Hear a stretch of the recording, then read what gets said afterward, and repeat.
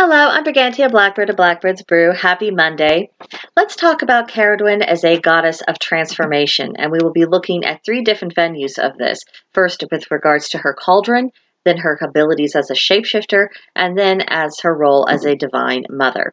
So first, the cauldron. The cauldron is a vessel of transformation, and our previous videos have established that Cerridwen was well skilled in the magical arts, and so the cauldron had a great deal of use. Now, in order for the transformation within the cauldron to take place, the cauldron is going to require heat from a fire. Just as today, we need heat in order to cook our food, in order to make that transform into something that we can digest. Fire is a transformative element, and the water, as symbolized by the contents of the cauldron, is an element that can cause transformation if the water has enough strength and power. One example would be the force of a tidal wave, or even of a river gradually carving out a path through rock until you end up with something as stunning as the Grand Canyon. Well, water and fire working together for transformation is extremely powerful. And always bear in mind that transformation is the goal of all magic. Otherwise, it's not successful. So as the cauldron is allowed to simmer on, the contents are getting blended more thoroughly, and then they come together as a whole, and that is when we have something new that is the product of a transformation, and that's when we have success.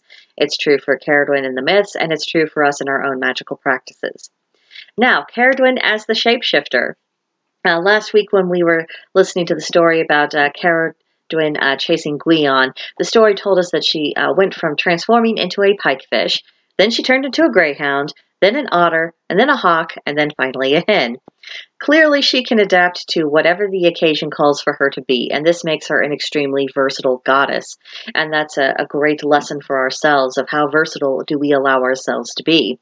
And one of the things we can turn to her for instruction is how to break out of our old patterns, especially if they're patterns that don't work or are inadequate for our current challenges. And she can teach us how to become more flexible.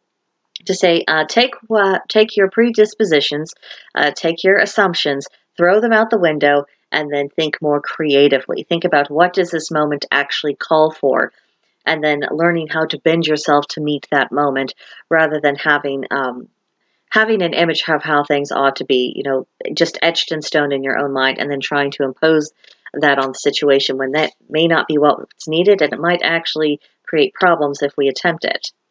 Now, Cerridwen as the Divine Mother. Of course we know her as a mother because a great deal of her mythology deals with that. And now, in order to become a mother, you have to go through the process of pregnancy. And that process obviously begins with a very small spark of life that continues to grow and develop, and then it transforms into a person who is able to be born. The very nature of pregnancy is transformative, both for the new life that has been created and for the mother whose body is going through that change. Now, we know that Cerridwen was very involved in her children's lives, as she did her very best to aid them in their own transformations, especially in the case of her son Morphin, so that he would be respected by other people, or, at least try to be of aid to him. As we saw that in the story last week about the potion that was meant for him, well, it took a little turn and ended up helping someone else. But nevertheless, her nature as an involved mother makes Cerridwen an ideal mentor for us, especially if you are successful enough to gain her interest. She will be able to see your strengths and your weaknesses, and doubtless will have plenty of ideas and have plenty of nudges about how to develop both as a person and as a practitioner of the craft. So, what do you think about this aspect of Cerridwen? Have you worked with her yourself? I would love to hear about your experiences. You could tell me all about them on our Discord server, Blackbird's Brew. There's a link to join in the description box below. In the meantime, please subscribe to the channel, like the video, leave a comment, and I will see you in the next one. Bye.